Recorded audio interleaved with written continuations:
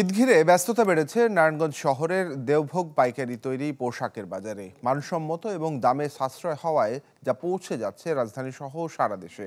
তাই দেশের বিভিন্ন জেলার শত শত পোশাক ব্যবসায়ী প্রতিদিন ভিড় করছেন এই মার্কেটে। ব্যবসায়ীরা বলছেন, এখানে তৈরি পোশাকের মান ভারতীয় পোশাকের চেয়ে কয়েক গুণ বেশি।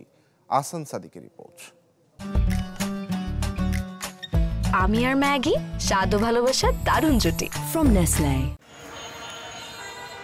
নারায়ণগঞ্জ শহরের দেওভোগ এলাকায় 5টি বৃহৎ মার্কেট নিয়ে গড়ে উঠেছে তৈরি পোশাকের পাইকারি বিক্রয় কেন্দ্র।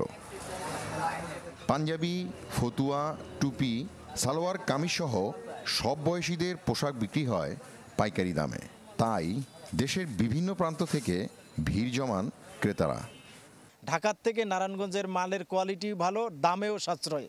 বিভিন্ন ডিজাইনের মালামাল এখানে আমরা পাই এবং পাইকারি রেট একদম সর্বনিম্ন। এখানে 150 টাকা থেকে শুরু করে 3000 টাকা পর্যন্ত প্রতিটি পোশাক বিক্রি হচ্ছে এসব বিপণী বিতানে।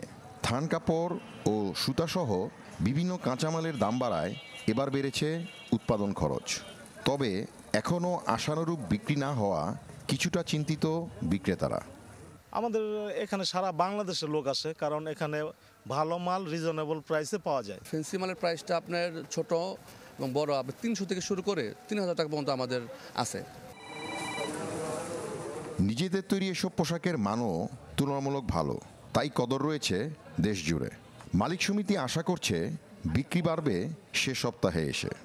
কিছুটা আমাদের মাল দাম বৃদ্ধি হওয়াতে ক্রেতারা যারা আমাদের এখান থেকে মাল ক্রয় করে তাদের তো একটু দাম বেশি হওয়াতে সমস্যা হয়। যদি সরকার আমাদের এই পণ্যর উপরে যদি তাদের একটু সুদৃষ্টি থাকে এবং সহযোগিতা থাকে, তাহলে আমাদের এই মালের দাম যদি একটু পড়তা কম হয়, তাহলে আমাদের এই ব্যবসাটা ভালো হয়। এবারের ঈদে শত কোটি টাকার পণ্য বিক্রির আশা করছেন ব্যবসায়ীরা।